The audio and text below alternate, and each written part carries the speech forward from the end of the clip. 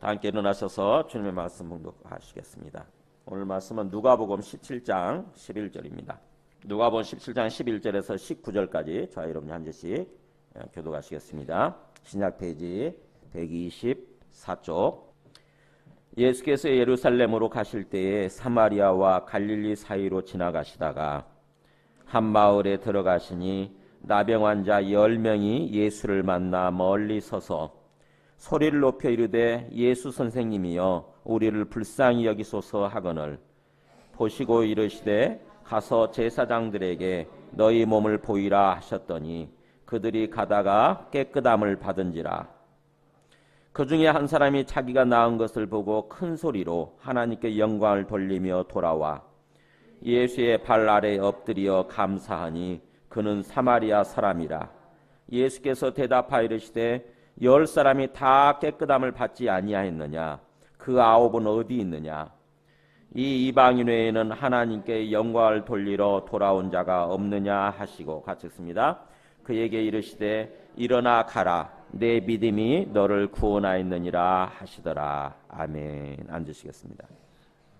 우리 자신에 대해서 한번 생각해 보세요. 우리 자신의 인격이나 성품에 대해서 나는 기본적으로 긍정적이고 적극적으로 이렇게 뭔가 감사를 표현하는 사람인가, 아니면 입만 열면 굉장히 부정적이고 뭔가 불평하는 사람인가 한번 생각을 해보세요.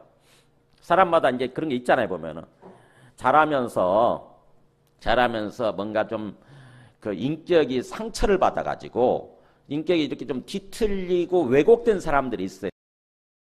그런 자연스럽게, 지극히 자연스럽게 입을 열면은 불평하고 또 부정적인 얘기하고 그럴 수밖에 없어요. 되게 그렇잖아요. 그런 사람도 있죠. 친구들 중에서 옆에 우리 여기 있는 사람들은 그렇지 않을 거야 아마. 친구들 중에서 그런 사람도 가끔 있잖아요. 그러면은 그 사람의 삶이 뭔가 이렇게 화평하고 뭔가 잘 풀리고 형통한 삶인가 한번 생각해 보세요. 되게 그렇지 않잖아요. 뭔가 굉장히 뭔가 이렇게 좀 뭔가 하는 일들이 진짜 형통하고 뭔가 행복하게 살아가는 사람들 한번 보세요. 그 사람들은 성품이 굉장히 뭔가 긍정적이잖아요. 그죠? 뭔가 긍정적이고 뭔가 사람 만나면은 좋은 얘기 해주고 뭔가 화평하고 되게 그런 사람 아닙니까? 제가 형제들이 많아요. 제가 5남 1녀인데 우리 형제들 중에서 보면 그런 것 같아요. 형제들 중에서도 성격이 다 다르더라고요. 한 뱃속에서 태어났는데 굉장히 뭔가 긍정적이고 적극적인 사람이 있는 반면에 뭔가 조금 이렇게 부정적이고 시니컬하죠. 이렇게 뭔가 시니컬하고 비판적이고 그런 사람이 있어요. 근데 이 삶이 달라지더라고. 삶이.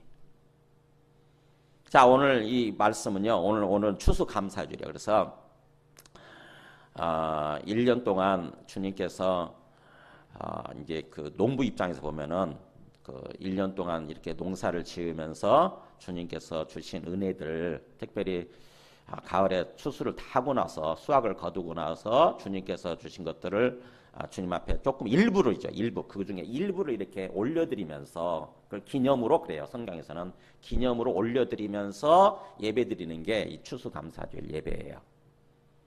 그래서 그 예배를 통해서 주님께서 우리에게, 주님께서 그거 가져가시는 게 아니잖아요, 사실은. 근데 주님께서 왜 추수감사주일 예배를 우리에게 이렇게 드리도록 하셨을까? 잘 생각해 볼 필요가 있어요. 주님께서 뭐가 부족해가지고 우리 것을 가져가기 위해서 그 추수감사주일 예배를 드리라고 한 게 아니라 사실은 주님께서 우리 속에 이 감사의 인격을 훈련시키기 위해서 사실은 하시는 거예요. 감사 인격. 그 감사의 인격이 될 때에 우리 삶이 뭔가 이렇게 형통하고 참으로 행복한 삶이 되는 거거든요. 우리 감사 인격이 완전히 훈련이 되어졌을 때. 그래서 오늘 주님께서 주신 말씀을 통해서 감사하는 게 얼마나 중요한지, 우리가 감사하면서 적극적으로 이렇게 감사하면서 사는 삶이 얼마나 중요한지 한번 깊이 생각하시면서 깨달으시기 바랍니다. 오늘 말씀을 함께 나누기 전에 우리 그 손순병 할머니 있죠. 90세 되신 분이세요, 이분. 그 할머니하고 그 다음에 우리 연세대 김주환 교수라고 있어요. 연세대. 이분이 감사라는 게 그냥 어떻게 보면 학문적으로, 과학적으로 감사가 얼마나 중요한지 감사의 힘에 대해서 연구를 했어요. 한번 들어보시기 바랍니다. 90세의 나이에도 불구하고 매일같이 일기를 쓰는 할머니가 있습니다. 매일매일의 삶을 하나님이 주신 선물로 받아들이며 감사하는 신앙 고백이 가득하다고 합니다. 올해 90세의 손순병 할머니. 16년 전 할머니가 72세 되던 해 미국 생활을 하면서 할머니는 일기를 쓰기 시작했습니다. 일하면서도 하나님 뭐 이러네요, 감사네요, 이렇게 이제 하나님하고 대화하는 거예요. 대화하면서 사는 거예요. 그게 일기도 그렇게 가려울까봐 항상 그게 걱정이고 조심하고 그냥 그렇게 사는 거예요. 심경심장학이라고 있습니다. 심경심장학은 뭐냐면요, 이 심장이요 마치 뇌처럼 독립적인 판단도 하고 여기 신경 세포 덩어리가 반 이상 있습니다. 원래 예전부터 마음은 심장에 있다고 그랬잖아요. 그게 많이 맞다고 얘기하는 거예요. 좌절을 느끼면은 심장 박동의 변화가 이렇게 막 빨리빨리 변합니다. 그런데 감사함을 생각하잖아요. 이렇게 규칙적으로 아름답게 변합니다. 우리 흔히 생각할 때 내가 행복해지려고 난 성공해야 돼 하지만 사실은 거꾸로예요. 행복한 사람이 성공을 갖게 됩니다. 그래서 큰 성공을 이룬 사람들 보면 다 어린애같이 환한 미소, 장난꾸러기 같고 그런 쾌활성을 지니고 있습니다. 정말 긍정적이고 적극적으로 감사하면서 사는 사람 치고 한번 보세요. 주변에서. 그 사람 정말 행복하지 않은 사람 있나. 그리고 일이 형통해요. 몸도 건강하고 행복하게 살아요. 자꾸 뭔가 선순환이 되는 거죠. 내가 그냥 행복하게 뭔가 자꾸 좀 이렇게 살았더니 내 마음속에 그랬더니 이상하게 더 행복해지는 거예요. 삶이. 근데 반대로 자꾸 뭔가 부정적으로 생각하고 부정적인 말을 하고 또 뭔가 내가 좀 은혜를 받아도 감사할 줄 모르고 그렇게 살았더니 더 삶이 악화되는 것입니다. 그게 악순환이죠. 악순환. 그러니까 참 주님께서는 우리 삶을 행복한 삶으로 인도해 주기를 원하시는 거거든요. 이 땅에서. 그래서 아까 우리 그 앞에 90세 할머니 그랬잖아요. 참 저렇게 사는 거예요. 나이 90세이신데요. 얼마나 멋지게 사십니까? 매일매일 그 감사 일기를 쓰면서 그냥 주님과 대화한대잖아요. 주님과. 그런다고 그랬죠. 아까 주님과 대화한다고 그랬죠. 우리가 요한복음을 하면서 영생의 삶이라고, 영생의 삶이 뭐라고 그랬죠? 우리가 주님을 믿고 영이 살아나서 우리가 영생의 삶을 사는 것은 주님과 교통하는 삶이라고 그랬잖아요. 주님과 교통하면서 대화하는 삶이라고 그랬어요. 근데 아무리 얘기해도 이거 못 알아듣더라고요. 그렇게 안 살더라고. 왜 그런지 모르겠어요. 이 믿는다고 하는 거, 예수님 믿고 구원받는다고 하는 것은 우리 영이 살아나서 주님과 교통하면서 사는 거구나. 주님과 대화하면서 사는 거구나. 이렇게 말씀을 드렸는데 지금 요한복음 초반기라서 그런지 아직 전혀 그렇게 안 되는 것 같아요. 그냥 완전히 딴 생각하는 거예요. 심지어 예배 드리면서도 딴 생각을 하대. 주님과 대화하는 가운데 있어야 되는데 그게 안 되는, 그러니까 전혀 못 배운 거죠. 마치 우리 어린아이가 보면은 걸음말 아직 못 배워가지고 걸을 줄 모르는 거예요. 영적인 걸음말 할 줄 모르는 거죠. 그러면서 내가 지금 주저앉아 있는데, 영적으로 주저앉아 있는데 난 잘 믿고 있어. 난 신앙생활 잘하고 있어. 이렇게 이제 착각하는 거죠, 우리가. 근데 우리 자라면서, 육체적으로 자라면서 걸음말을 배우고 나중에는 자연스럽게 걷게 되듯이 우리 영적인 걸음말을 배워야 돼요. 주님과 대화할 줄 알아야 돼. 처음에는 떠듬떠듬 하게 되겠지만, 그러나 그렇게라도 배우는 거예요. 떠듬떠듬 주님 앞에 나가서 시시콜콜 하나하나 이렇게 말하기 시작하는 것입니다. 기도라고 하는 것은 말하는 거예요. 주님과 대화하는 거예요. 주님, 오늘은 제가 조금 몸이 좀 불편해요. 오늘은 주님 오늘 기분이 좀 나빠요. 이런 식으로 뭔가 대화를 시작해서 나중에 시시콜콜 모든 걸 다 얘기할 수 있게 되는 거. 이게 기도고, 이게 영생의 삶이에요. 이게 주님 믿는 거예요.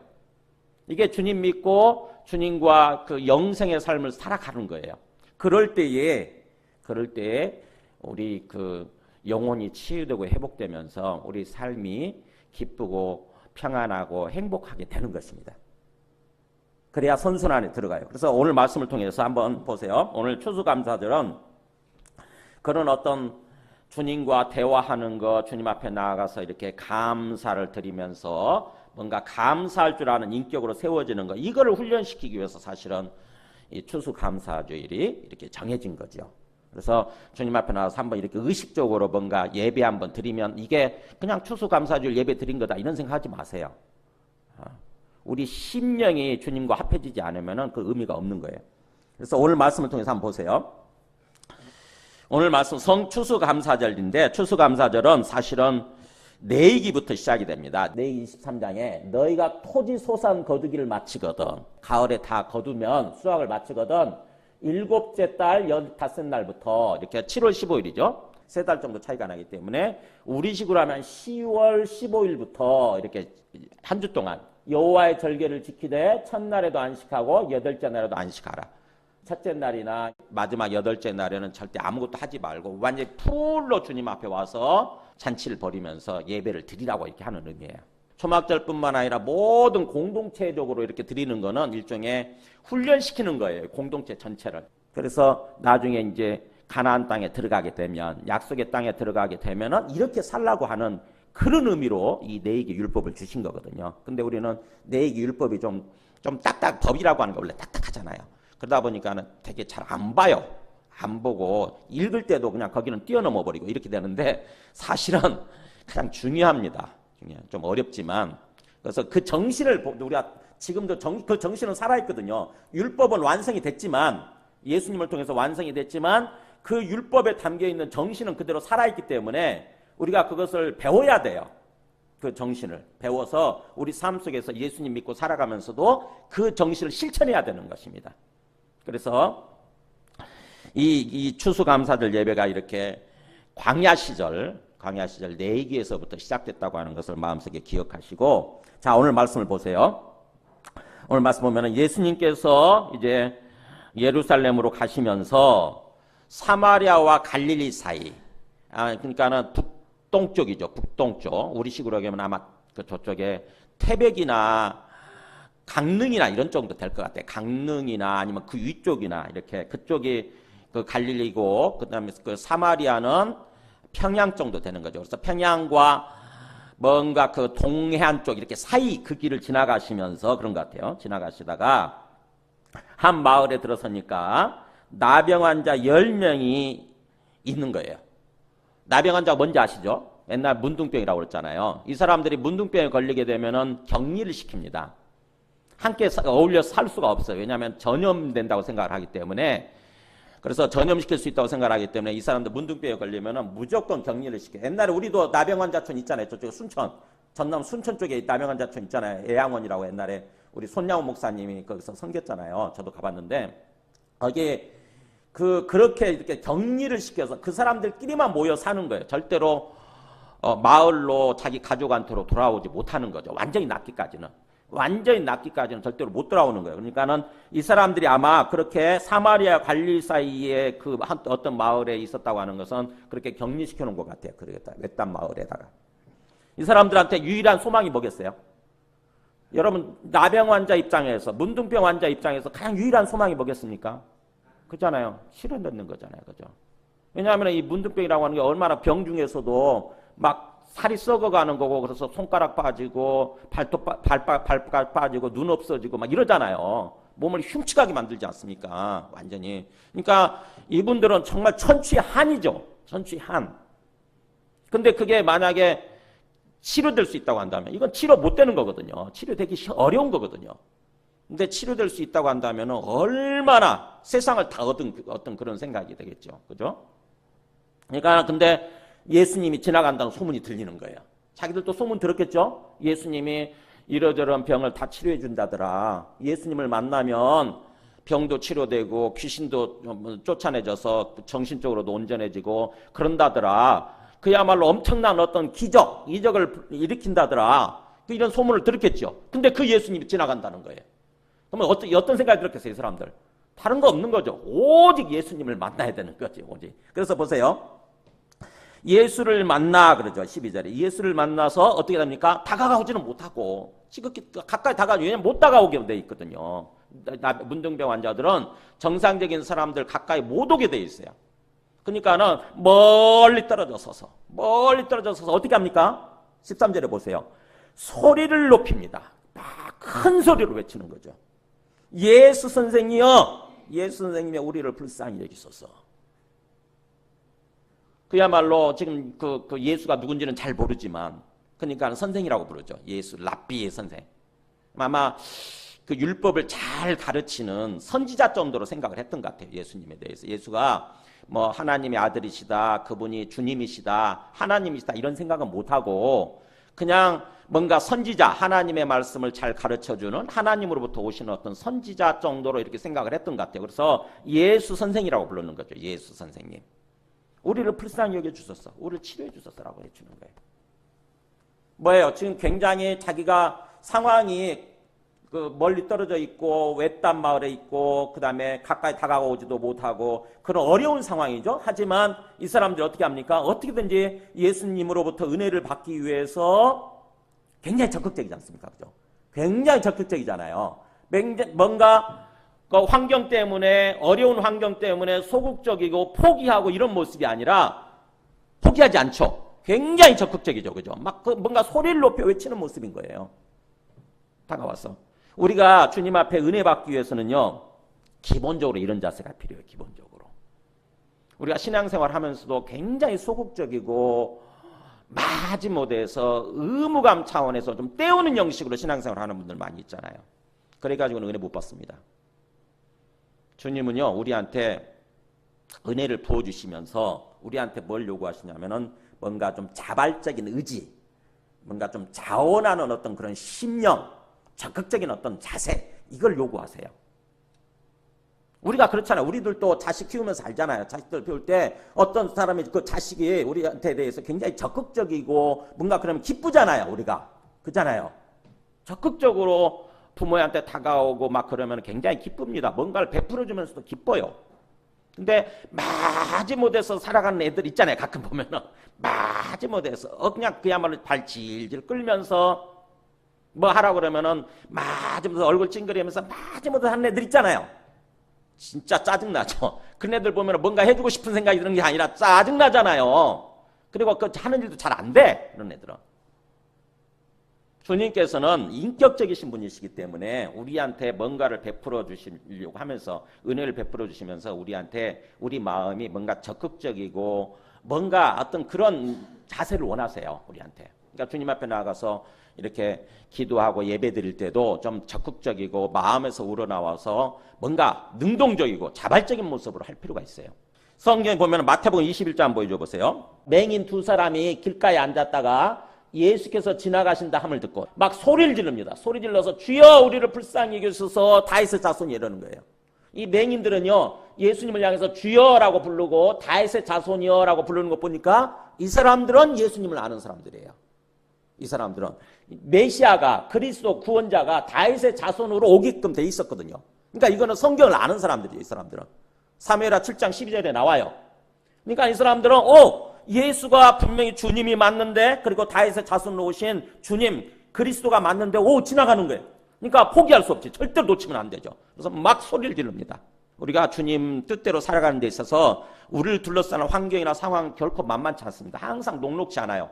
그것을 항상 방해하는 상황이 벌어지게끔 돼 있어. 예수가 누군지는 잘 모르겠고 그건 중요하지 않고 그냥 예수를 따라다니면 뭔가 떡고물이라도 떨어질 것 같으니까 막 따라다니는 그냥 일반 군중이에요. 그걸 무리라고 그럽니다. 성경에서는 무리.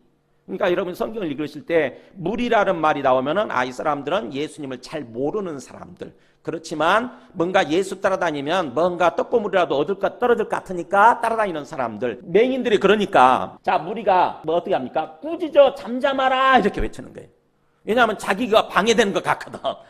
저 맹인들이 방해를 하네. 내가 지금 예수를 따라가는 데 있어서 그래서 뭔가 복을 얻어야 되는데 방해하는 것 같네. 방해물이네. 그러니까 어떻게 됩니까? 잠잠케 만드는 거예요. 야 조용 좀 해. 가만히 있어. 이렇게 하는 거죠. 근데 어떻게 합니까? 자기들은 아니까 더욱 소리 질러 이렇게. 어떻게 해요? 포기하기는커녕 더 크게 소리 질러 버리는 거죠. 더. 주여 우리를 불쌍히 여기소서 다윗의 자손이여. 이게 자세가 필요해요. 결국 주님께서는 이 맹인들을 치료해 주시게 되는 것입니다. 눈을 뜨게 해주시는 거예요. 우리가 주님 앞에 나아가서요. 우리가 주님을 잘 모르기 때문에 조금 어려운 환경이 주어지게 되면 포기해버리는 거예요. 기도하다가 포기해버리고 예배드리다가 포기하고 주님 따라서 뭔가 삶을 살아간다고 하다가 신앙생활 하다가 포기해버리고 주님을 잘 몰라. 그렇게 가지고는 절대 은혜를 받지 못합니다.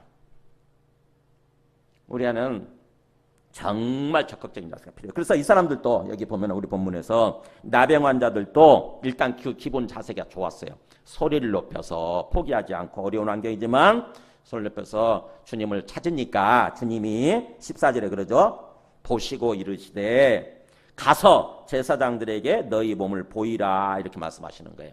이 말은 무슨 말이냐면은 내가 너희를 치료해 줄 테니까 가서 제사장들한테 가서 보여줘라. 왜 보여주냐?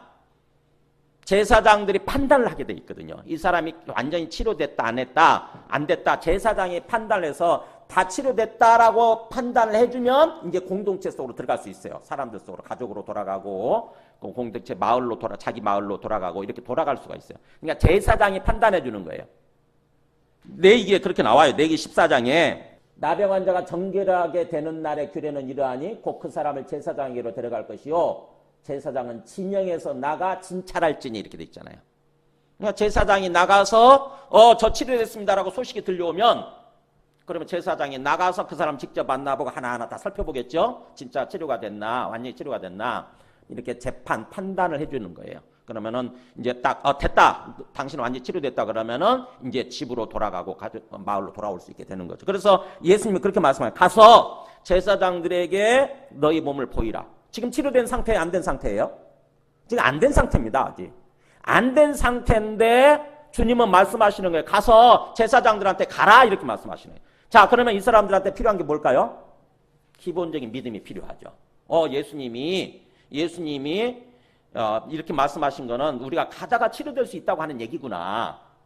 그렇게 믿음이 필요하잖아요. 만약에 그런 믿음이 없으면 어떻게 됐습니까? 아니 좀 치료해달라고 지금 치료해달라고 이 얘기를 하겠죠. 그죠? 지금 치료해 주셔야 내가 가죠. 제사장한테 몸을 보이러 가죠. 그럴 판인데 이 사람들이 믿음이 있었던 것 같아요. 기본적인 믿음이. 보세요. 보면은 그렇게 몸을 보이라 그러니까 그들이 어떻게 됩니까?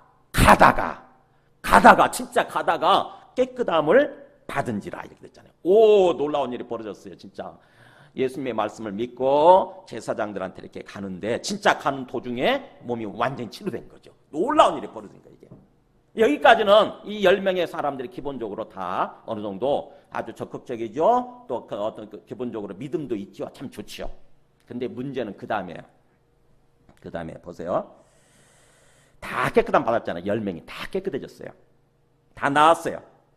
그 다음에 그렇게 주님으로부터 기본적인 은혜를 받은 다음에 그 다음에 보세요. 15절에 그 중에 한 사람이 자기가 나은 것을 보고 큰 소리로 하나님께 영광을 돌리며 돌아와 예수의 발 아래에 엎드려 감사하니 그는 사마리아 사람이라. 10명이 다 치료됐는데 유일하게 그 중에 한 사람만 예수님께 돌아오는 거예요. 너무 감사해가지고 예수님 앞에 막 큰 소리 외치면서 돌아와가지고 예수님 발 앞에 딱 엎드리면서 감사를 표현하는 것입니다. 예수님 감사합니다.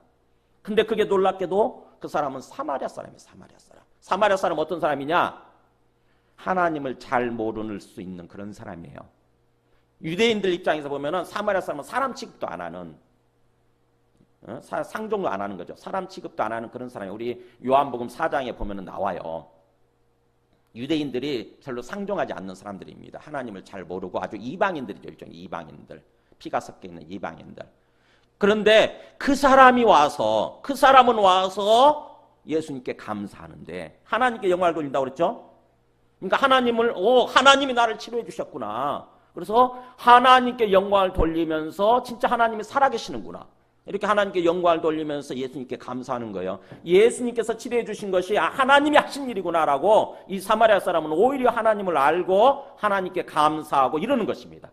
근데 나머지 9명은 이 사람을 사마리아 사람을 얘기한다고 하는 것은 나머지 9명은 유대인들이란 얘기거든요. 평소에 하나님을 잘 안다고 생각하는 하나님을 잘 믿는다고 생각할 수 있는 그런 유대인들인 거예요. 정작 그 사람들은 지금 반응이 없는 것입니다. 자, 예수님이 보세요. 그걸 보면서 어떻게 반응하시나? 예수께서 대답하시되 10사람이 다 깨끗함을 받지 아니하였느냐. 예수님은 알고 계시거든요. 하나님의 아들로서, 이 땅에 오신 하나님의 아들 하나님으로서 그 10명이 다 깨끗함을 받게 될 거라고 하는 걸 알고 계셨고, 그래서 주님께서 그렇게 말씀하신 거고, 가다가 깨끗함을 받게 되도록 그렇게 하신 거고, 다 깨끗함을 받았다고 하는 사실을 아는 거예요. 근데 정작 하나님을 잘 모를 수 있는 사마리아 사람은 와서 하나님께 영광을 돌리고 감사를 하는데 9명은 강간무소식인 거예요. 보세요. 뭐라고 하시나? 그 9은 어디 있느냐? 나머지 9은 어디 있느냐? 이게 무슨 소리입니까? 예수님이 기뻐서 외치는 소리예요? 아니면 한탄하는 소리예요? 한탄하는 것입니다. 한탄하는 거예요. 아니, 하나님을 잘 안다고 할 수 있는, 그 평소에 하나님을 잘 믿는다고 하는 사람들, 그 사람들 다 어디 갔느냐 하는 거죠. 은혜를 받았는데, 주님으로 하나님으로부터 은혜를 받았는데 감사할 줄 전혀 모르는 게 전혀. 그러면 18절 그러잖아. 이 이방인 외에는, 그잖아요. 이 사마리아 사람, 이 이방인 외에 하나님께 영광을 돌리러 돌아온 자가 없느냐. 도대체 이 유대인들, 하나님을 잘 안다고 하는, 하나님의 백성이라고 하는 유대인들은 다 어디 갔느냐 하는 거죠. 우리가 참 하나님을 믿게 된 것 자체가 은혜죠. 사실은 은혜예요. 그리고 평소에 이렇게 살아가는 것 자체가 은혜입니다. 가만히 앉아 생각해 보세요. 우리가 참 평소에 매일매일 받는 은혜가 얼마나 많은가. 근데 우리 마음이 참 왜곡되고 뒤틀려 있어 가지고요, 은혜를 받아도 그게 은혜인 줄을 잘 몰라요. 대부분 그냥 지극히 당연한 것처럼 이렇게 살아가잖아요. 근데 당연한 것처럼 우리가 누리면서 살아가는 것들이 큰 어려움에 봉착해 보면, 아, 그때가 참 은혜였구나, 이렇게 생각하게 됩니다. 제가 최근에 이가 아파가지고, 몇 개월 전부터 이가 아파가지고 조금 갔더니 막 스케일링하고 잇몸 치료하고 막 그러더라고요. 그러더니 이게 제가 잇몸이 연약하다 보니까 막 들쑤셔 놓은 거예요, 이렇게. 그래가지고 먹지를 못하는 거예요. 제가 제대로 정상적으로 밥을 못 먹어서 계속 지금 몇 주째 죽을 먹어요. 그랬다가 오른쪽이 조금 괜찮아지면서 어제 처음으로 귤을 먹었어요. 귤을 씌어서 완전 이가 싫어가 못 먹겠더라고. 귤 그렇게 좋아하는데 제가 단감도 못 먹지요, 귤도 못 먹죠. 그랬다가 어제 처음으로 귤을 하나 딱 먹었는데 조금 괜찮은 것 같아요. 오른쪽으로 먹으니까. 그러면서 제가 정말 이게 뭔가를 막 그냥 편안히 먹을 수 있는 게 얼마나 감사한지. 평소에는 그 모르죠. 평소에 그냥 아무렇게나 먹고 먹는 게 그냥 자기그 당연한 걸로 생각이 되잖아요. 제가 몇 년 전에 처음으로 굉장히 저 서울 사랑역에 있을 때 굉장히 막 저녁에 뭔가 그 컵라면 먹고 늦게까지 막 그 사역하고 그다음에 며칠 동안 참 제대로 안 자고 막 이렇게 했더니 당뇨가 혈당이 확 갑자기 올라갔어요. 처음으로 그때. 그래가지고는 처음으로 일주일 동안 제가 입원을 했는데, 그 강남 그 성모병원 있잖아요. 거기서 입원을 했는데, 보니까는 6명 사람들이 다 누워 있는데, 그 중에는 다 같은 환자들인 거지. 당뇨병으로 인해서 어떤 사람은 이 발을 자른 사람도 있고, 그다음에 어떤 사람은 그 눈을 시력을 잃은 사람도 있고요. 별 사람들이 다 있더라고. 그러니까 저는 거기서 완전 고급 환자더라고.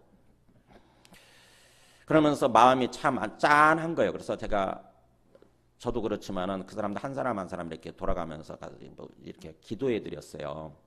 그러면서 그때 이제 그 혈당을 또 낮추기 위해서 음식을 주는데 완전히 간을 못한, 간이 들어가면 안 돼요. 어떤 사람은 신장을 잃어가지고 완전히 신장 기능을 잃어가지고 절대 평생 간이 없는 간하지 못한 그런 어떤 음식을 먹어야 된대요.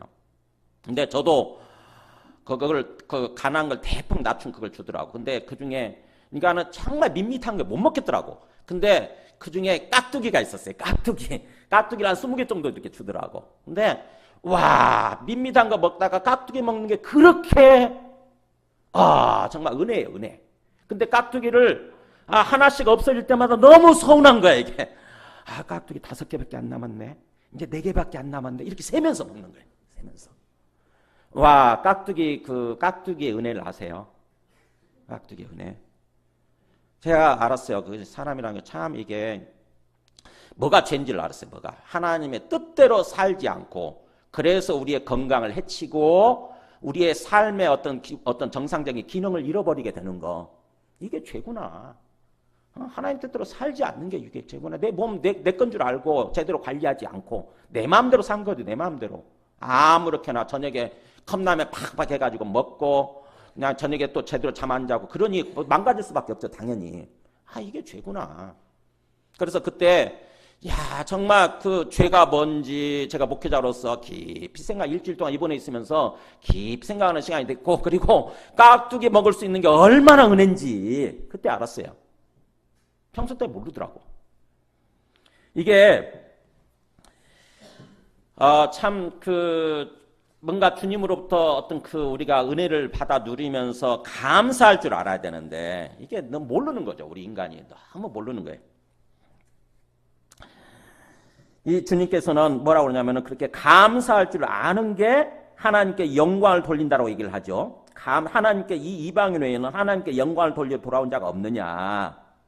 감사할 줄 아는 하나님께 영광을 돌린다는 거예요. 이게 무슨 말인가? 시편 50편 23절에 보면은 감사로 제사를 드리는 자가 나를 영화롭게 하나니 그의 행위를 옳게 하는 자에게 내가 하나님의 구원을 보이리라.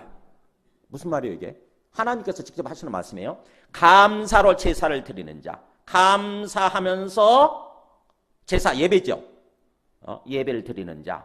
그러니까 이렇게 공식적인 예배도 있지만 우리 살아가는 삶 자체가 예배라고 생각하면 돼요. 그러니까 감사할 줄 아는 사람이 하나님을 영화롭게 한다. 그 말은 뭐예요? 하나님을 영화롭게 한다. 하나님을 높인다는 뜻이거든요. 영화롭게 한다는 말 그런 뜻이에요. 하나님이 살아계시는 것과 실제로 살아계시는 것과 그 다음에 하나님이 하나님이시라고 하는 것을 드러내는 거예요. 이게 하나님을 영화롭게 하는 거예요.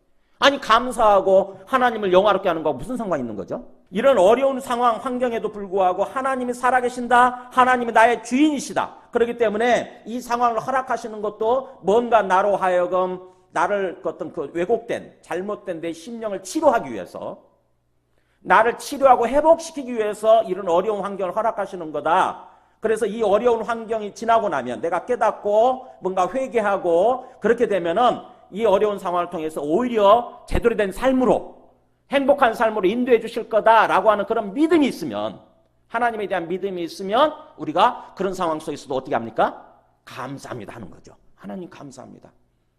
내 몸에 질병을 주셔서 감사합니다. 내 몸을 아프게 해주셔서 감사합니다. 이렇게 뭔가 일이 터지게 해주셔서 감사합니다. 이렇게 감사할 수 있는 거죠. 진짜 하나님을 믿는다고 한다면 그게 바로 하나님을 영화롭게 하는 거예요. 감사할 줄 아는 사람이. 사람들은 이상하게 생각하는 거죠. 세상 사람들은 뭐가 감사해 지금 네가 어떻게 그 상황이 감사가 말이 나오냐, 너 미쳤냐 이렇게 되는 거지. 그죠? 세상 사람들, 하나님 믿지 않는 사람들은 절대 그런 상황에서 감사 못하는 거죠. 근데 우리가 진짜 하나님을 믿는다고 한다면 감사합니다 하게 되는 거예요. 이 상황을 허락하시니까 하나님이시고 이 상황을 통해서 나를 치료해 주시고 온전히 회복시켜 주실 분이시기 때문에 이 상황이 아니면은 내 심령이 제대로 깨닫지 못하잖아요. 우리가 건강을 잃어봐야 건강을 주신 하나님의 은혜를 깨닫게 되는 거예요. 우리가 경제적으로 어려워져 봐야 먹고 살 수 있도록 경제적인 어떤 그런 것을 주신 것들에 대해서 감사하게 되는 것입니다. 하나님의 은혜를 감사하게 되는 거예요. 깨닫게 되는 거예요. 근데 그거를 깨닫지 못하는 사람들은 지금 마치 어떤 자기가 잘해서 그렇게 된 것 마냥 자기가 주인 돼서 삶을 사는 거죠. 그래서 감사라고 하는 것은 하나님께 영광을 돌리는 거다. 하나님의 살아계심과 하나님이 하나님 되심을 드러내는 거다라고 하는 거죠. 그랬을 때 하나님께서 그런 삶을 살아가는 사람들, 그리고 똑바로 사는 사람이에요. 그런 사람에게 내가 이제 하나님으로서 진정한 구원을 보여주겠다. 진짜 온전한 구원이죠. 진짜 구원이 뭔지를 주님께서 그 구원을 보여주시고 구원으로 인도해 주시겠다라고 하는 거예요. 감사할 줄 알게 될 때. 감사하는 삶을 살고 우리가 기본적으로 은혜를 받고 감사하게 될 때에 구원으로, 온전한 구원으로 인도해 주신다고 하는 거죠. 그래서 19절에 보세요. 그렇게 감사할 줄 알았던 사마리아 사람을 향해서 예수님 뭐라고 그러니까 그 얘기를 하시되 일어나 가라, 네 믿음이 이제 너를 구원했다 이렇게 말씀하시잖아요. 이제 가라, 너는 이제 구원 받았다. 그래서 구원의 개념이 뭐예요? 네, 구원의 개념이 바로 이제 영혼이 완전히 치유되고 회복되어져서 하나님과 함께 살아가는 삶. 즉 하나님이 모든 그 사람의 삶을 주관하시면서 인도해 주시면서 채워주시면서 하나님께서 이끌어가는 삶. 이게 구원이에요. 이게 구원. 그러면은 이 사마리아 사람만이 지금 구원받고 나머지 9명은 어떻게 된 겁니까? 네, 9명은 구원받지 못한 거예요. 그냥 육체적인 질병이 좀 치료됐을 뿐이죠. 그죠? 그냥 문둥병이 치료되고 그것으로 끝났을 뿐이에요. 이 사마리아 사람은 하나님 주님 앞에 나와서 감사하게 됨으로써 완전히 구원받게 된 것입니다. 이제 영혼이 그 영혼을 주님께서 완전히 주관하시고 인도해 가시면서 주님과 함께 더불어 주님과 교통하면서 살아가는 소위 영생의 삶. 요한복음에서 말씀하신 영생의 삶이 시작된 것입니다. 주님과 함께 오손도손 친구처럼 함께 이것저것 다 얘기하면서 동행하는 정말 기쁨을 누리는 그런 삶을 살아갈 수 있게 되는 거죠. 이게 구원이에요. 근데 9명의 이 유대인들 같은 경우는 육체적인 질병은 치료됐을지 모르지만 언제든지 또 재발할 수 있는 거죠. 언제 재발할지 모르는 주님께서 완전히 지켜주시고 인도해 주셔야 되는데 그렇지 못하게 되니까 또다시 자기가 주인 되어서 자기 욕심을 따라서 자기 욕망과 자기 욕심을 따라서 자기 생각을 따라 또 살아갈 거 아닙니까? 그렇게 되면은 또 마귀가 가만 내버려두지 않죠. 마귀가 우리를 죄를 유혹해가지고 죄를 짓게 만들고 그래서 우리 건강을 뭔가 잃게 만들고 우리 삶을 멸망으로 이끄는 그런 삶이 또 될 수 있는 거죠. 언제든지 재발할 수 있는 거예요. 주님께서는 이렇게 감사하는 삶, 그러니까 하나님께 적극적으로 감사하는 삶을 통해서 우리가 완전히 구원받고 온전한 주님께서 원래 계획하셨던 대로 어떤 뭔가 주님과 함께 기쁘게 동행하는 삶, 은혜와 평강을 누리면서 행복한 삶, 복된 삶을 살아가도록 주님께서 우리에게 뜻하신 거예요. 주님께서 우리에게 그걸 원하시는 것입니다. 그걸 원하시는 거예요. 그러니까 다시 한번 오늘 말씀을 통해서 감사라고 하는 게 해도 되고 안 해도 되는 어떤 그런 선택이 아니에요. 선택사항이 아니라 우리 주님께서 우리에게 원하시는 필수예요. 필수 성품이에요. 그러니까 감사라고 하는 것은 너무너무 중요합니다. 여러분 감사 우리가 우리 심령이 왜곡되어 있다 보니까 해도 되고 안 해도 되는 걸로 선택상으로 많이 생각을 해요. 안 하면 어때? 이렇게. 근데 감사라고 하는 것은 우리 신앙 인격에서 주님께서 원하시는 어떤 그런 신앙 인격에 있어서 필수사항이라고 하는 것입니다. 필수사항. 우리 내기에서 내기를 보면 내기 한번 내기 5제사 한번 보여주실래요? 내기가 어려운 이유가 제사라는 얘기가 나오기 때문에 오늘날 제사 상관이 없잖아요. 그러다 보니까 내기를 어려워하고 잘 안 읽게 되는데 제사가 예배다 이렇게 생각하게 되면 그래서 내기는 제사에 대해서 가르쳐 주는데 바로 오늘날 우리 신약적으로 얘기하게 되면은 예배에 대해서 가르쳐 주는 거다. 예배 신학이다. 이렇게 생각하게 되면은 내기를 잘 읽어야 돼요. 내기가 이렇게 속죄제, 속건제, 번제, 소제, 화목제 이렇게 5제사를 중심으로 해서 내기가 전개가 돼요. 근데 속죄제, 속건제는 죄와 허물을 해결하는 거예요. 고의적으로 지은 죄, 속건제는 허물, 이게 허물건자거든요. 그러니까 실수로 지은 죄죠. 그래서 어쨌든 실수로 지었던 고의적으로 지었던 죄가 있게 되면 해결해야 돼. 그래서 속죄제, 속건제는 죄를 해결하는 거고 그리고 나서는 어떻게 되냐? 번제, 소제는 내가 하나님 앞에 내 몸을 완전히 드리는 게 번제고 소제는 내가 갖고 있는 모든 재물도 다 하나님의 것입니다 라고 하나님께 완전히 하나님의 주권을 인정하는 게 소제예요. 하나님은 우리한테 그런 관계를 원하시는 거예요. 하나님께서는 우리 죄 문제를 해결해 주신다 하면은 그 다음에 네 몸이 누 거냐? 네한테 주어진 인생의 시간이 누 거냐? 라고 묻는 거지. 그러면 우리는 주님께서 주신 것이고요. 주님의 것입니다 라고 고백할 수 있기를 원하시는 거예요. 그게 번제예요. 그 다음에 소제, 네한테 주어진 재물도 다 누 거냐? 누가 준 거냐? 라고 물으실 때 맞습니다. 주님의 것입니다. 주님 뜻대로 쓰여지기를 원합니다. 이렇게 소제. 자, 그 다음에 마지막 단계가 뭘 것 같아요? 네, 한 몸이 돼서 사는 것입니다. 한 몸이 돼서 서로 마치 남녀가 서로 사랑하게 되면 원수였다가 생각해보세요. 원수였다가 그 원수된 관계가 해소되고 나면 어떻게 됩니까? 뭔가 고백이 이루어져야 되잖아요. 상대방을 향해서. 저는 당신을 위해서 살 거예요. 저의 몸도 당신 것이고요. 저의 재물도 당신 거예요. 이런 고백하기를 원하잖아요. 듣길 원하잖아. 그 다음 단계는 뭐죠? 서로 결혼해서 한 몸이 돼서 사는 거죠. 그렇듯이 하나님과의 관계도 마지막 단계는 화목제예요. 화목제. 이게 하나님과 한 몸이 돼서 사는 것입니다. 그것을 위해서 우리가 예수님 믿을 때 성령이 우리 안에 들어오시잖아요. 성령을 통해서 우리가 하나님과 한 몸이 되어 있는 게 지금 현재. 그렇게 하나님과 하나가 되어서 살아가는 그 삶의 구체적인 내용이 뭐냐? 그 화목제의 내용 중에 감사제, 자원제, 서원제가 있는 거예요. 이게. 감사가 거기에 들어가 있는 거니까 감사하는 게 뭐예요? 서로 부부끼리 살면서 밋밋하게 맨날 똑같은 모습으로 사는 것이 아니라 내가 조그만 거 한 가지 해줬는데도 불구하고 상대방이 막 적극적으로 감사하는 거예요. 그러면 더 신나서 해주고 싶잖아요. 그게 감사예요. 감사. 그 다음에 자원제, 내가 적극적으로 자발적으로 나서 사는 거.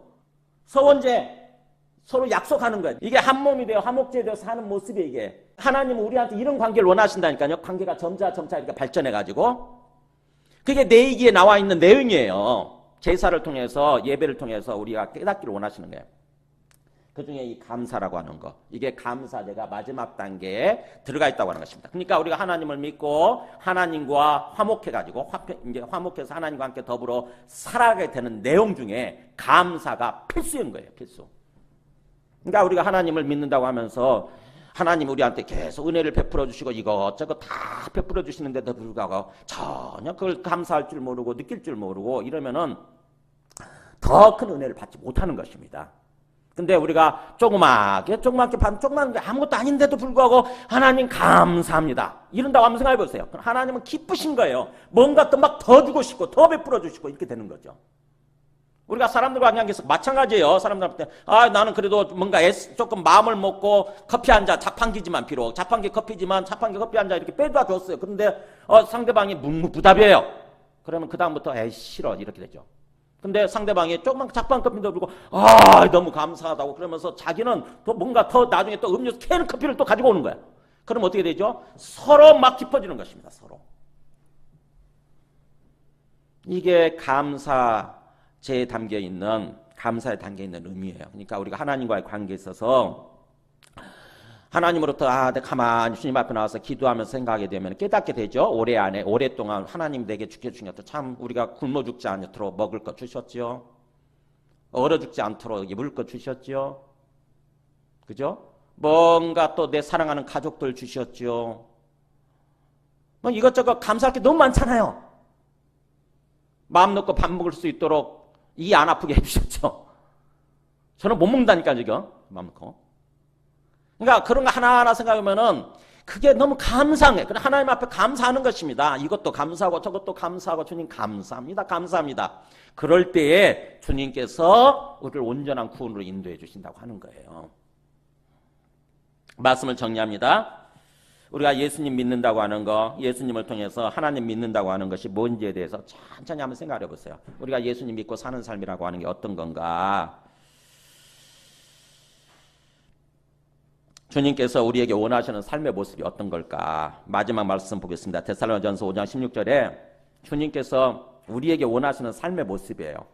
우리가 우리 자녀들한테 원하시는 삶의 모습하고 똑같아요. 보세요. 항상 기뻐하라. 쉬지 말고 기도하라. 범사에 감사하라. 이것이 그리스도 예수 안에서 너희를 향하신 하나님의 뜻입니다.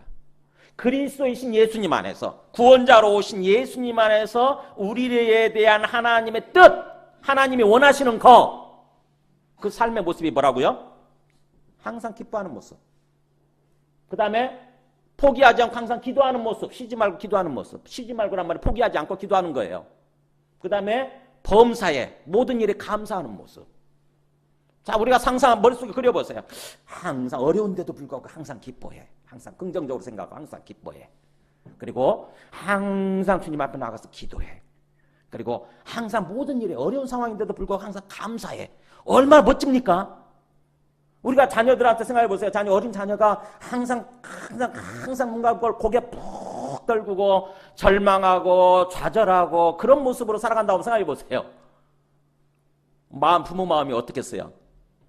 근데 자식이 그렇지 않고요. 참 어려운 상황, 뭔가 힘들 것 같은데도 불구하고 항상 뭔가 긍정적으로 생각하고 기뻐하는 모습이지요. 뭔가 항상 부모한테 와서 이것저것 다 얘기하는 모습이죠. 그게 기도잖아요. 항상 어려운 상황인데도 또 항상 감사하는 모습이죠. 얼마나 부모 마음이 기쁘겠어요. 주님이 우리에게 그런 삶을 원하시는 거예요. 그런 삶을. 항상 기도하는 모습, 범사에 감사하는 모습, 쉬지 않고 기도하는 모습. 그래서 오늘부터 시작해서 그동안 참 내가 환경과 상황만을 바라보니까는 항상 불평하고 원망하고 그랬던 게 있다고 한다면 우리 관점이 바뀌어야 돼요. 주님 앞에서 주님의 관점에서 보시기 바랍니다. 주님이 왜 이 상황을 허락하셨을까? 주님이 왜 나에게 병을 주셨을까? 내 몸의 건강을 알라고. 그죠? 건강의 중요성을 알라고. 또 주님이 왜 경제적으로 어렵게 하셨을까? 경제적인 그것에 또 잘 관리할 줄 알라고. 그죠? 주님께 주셔서 잘 관리할 줄 알라고. 그것이 또 얼마나 주님의 은혜인 줄 알라고. 이 모든 것들을 주님께서 주관하고 인도해 가신다고 하는 그런 어떤 관점, 주님의 관점에서 내게 주어진 상황, 환경을 이렇게 보게 되면은 우리 생각이 바뀌게 됩니다. 주님 감사합니다. 감사합니다. 그렇게 되면은 이제 선순환으로 바뀌어요. 악순환의 고리를 끊고 선순환으로 바뀌어요. 그렇게 감사했더니 바뀌는 거예요. 그래서 어려운 상황일수록 적극적으로 감사해 보세요. 어려운 상황에서 주님 감사합니다. 이를 악물고라도 감사합니다 해야 돼. 이를 악물고라. 주님 제게 병을 주셔서 감사합니다. 경제적으로 어렵게 주셔서 감사합니다. 감사합니다. 그러면 그때부터 바뀌는 거예요. 그때부터.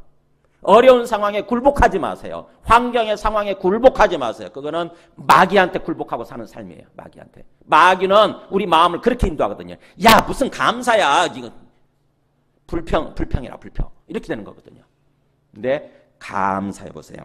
환경이 바뀝니다. 그래서 적극적으로 감사만 할 줄 알고 또 뭔가 내가 누구한테 뭔가 조금 잘못을 했을 때 상처를 줬을 때 미안합니다. 미안합니다. 감사합니다. 감사합니다. 미안합니다. 이것만 제대로 잘해도 우리 삶이 복된 삶으로 바뀔 수 있어요. 행복한 삶으로.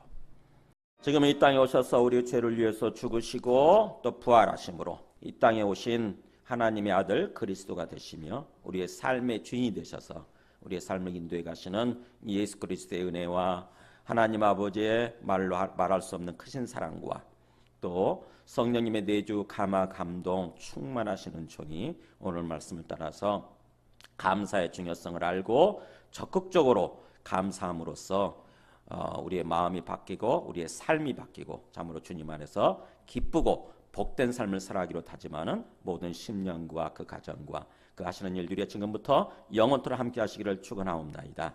아멘.